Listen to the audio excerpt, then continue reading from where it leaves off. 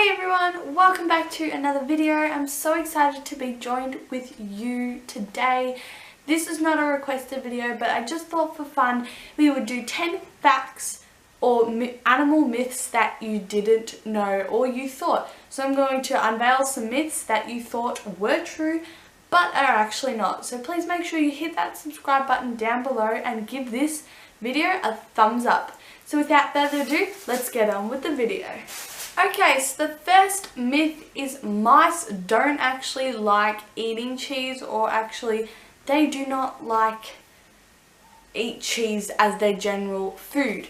So mice in the wild usually eat grasshoppers, insects, and pet mice usually eat grains, seeds, fruit and nuts and stuff like that. But mice don't actually like cheese. A study has shown that mice are actually intolerant to cheeses and that it makes them feel a little bit sick, kind of like they're lactose intolerant.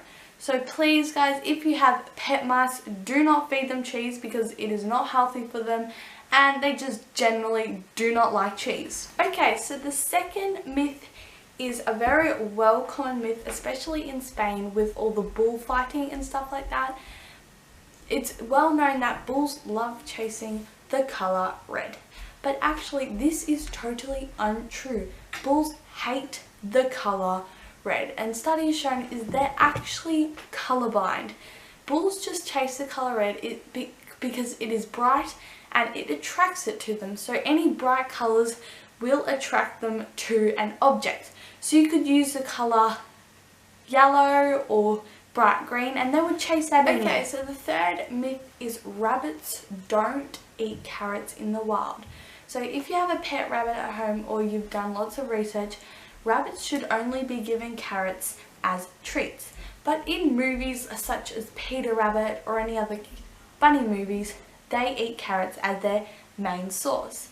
Well, it's known in fairy tales that a rabbit's favourite kind of food is carrots. I mean, rabbits and carrots go together like ham and cheese.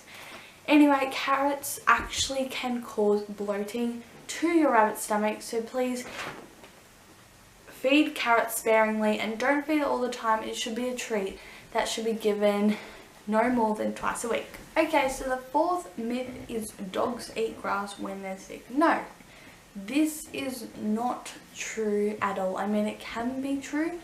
If dogs eat grass, they either really love grass as a treat or they have mild gastro or tummy problems. So when a dog eats grass, it's trying to make itself throw up to get whatever object chemical out of its stomach and out of its system. Or your dog could just be really interested in grass. So just because your dog eats grass doesn't have to bring you to the conclusion that your dog is sick. If your dog is eating a lot of grass, that means it could be sick, but if it's eating a little bit, it's just as a treat. Okay, so myth number 5 is table scraps are good for dogs. Well, no, that's exactly like feeding your cat table scraps. Dogs and cats should only be having less than 15% of their diet of human food. And for dogs, they have intolerances just like human does.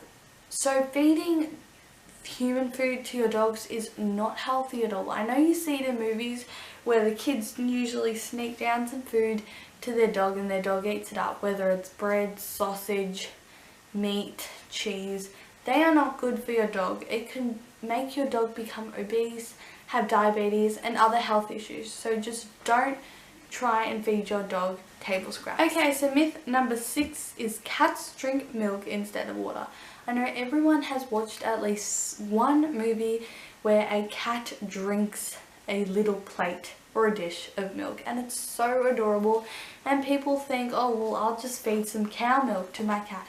No, all cats are lactose intolerant, which means that they should not be eating any dairy. So if you feed them a little bit of milk once in a while, I mean, it's okay, but feeding them constantly milk instead of water is really unhealthy. It can make their stomach really bloated and make them have a really upset stomach. Even if you feed them lactose free milk, it will still give them a tummy upset. So just do not feed any type of milk, and make sure you provide your cat with 24/7 access to clean and fresh water, because you should not be feeding your cat milk unless they are orphaned babies. Then you should get a vet recommended milk supplement formula for the kittens. Okay, so myth 7 is cats only purr when they're happy, and this is what you all think when you get a cat. It's like when you first cuddle them, they start purring in your arms and you're like, oh, they're so happy. Well, no, purring can mean actually quite a lot of emotions for cats. Well, 75% of the time when a cat purrs, it's happy to see you and it's really happy.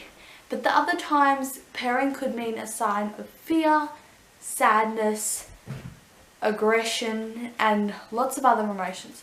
So don't just think when your cat purrs that it's always happy. Sometimes it could be a relation to fear, but most of the time it's happiness. Myth 8 is hamsters don't like to be held. This is totally untrue. Just because when you hold a hamster in your arms and it squiggles around, that does not mean it doesn't like to be held.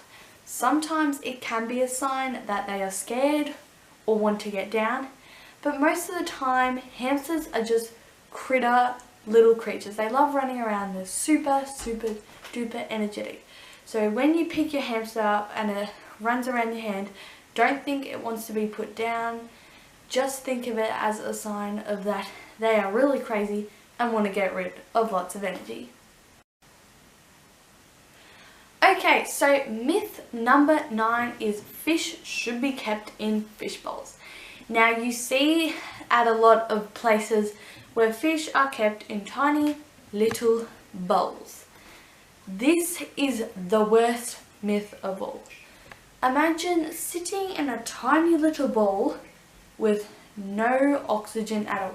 That's how your fish feels. I mean, in a fish bowl, there's no room for a filter, no room for places to hide, and worst of all, there's no room for oxygen. Because if you think about it, you fill the water bowl up to a pretty high standard, which means there's not much room for oxygen to get in or out, which means your fish will likely die if you put them in a fish bowl.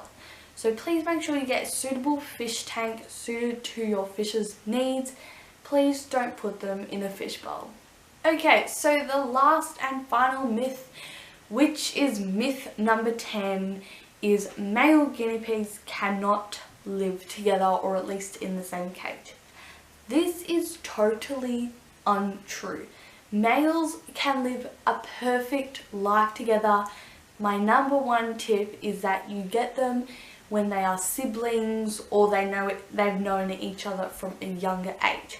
If you have, say, middle-aged guinea pigs and then male guinea pigs and you introduce them together, I'm not saying they won't get together, but it's more likely they will fight for dominance and as leader. So male guinea pigs can live perfectly fine together. Don't think that they'll fight. There may be a bit of aggression, but that will soon calm over. So thank you so much guys for watching. I hope you enjoyed those surprising myths. I know when I read these, I was pretty surprised as well. So please make sure you hit that subscribe button and the like button, and write down in the comments below which videos you would like to see next. So thanks so much for watching, and I'll see you later. Bye! Hey guys, it's me again. I hope you really enjoyed the video I just did. If you did, please make sure you give it a big fat thumbs up and click the subscribe button down below for more awesome videos. If you want to know when I upload daily or weekly videos, please hit that notification bell to get notified whenever I upload a new video. I hope you enjoyed. Please make sure you comment down below, and I will see you next week. Bye!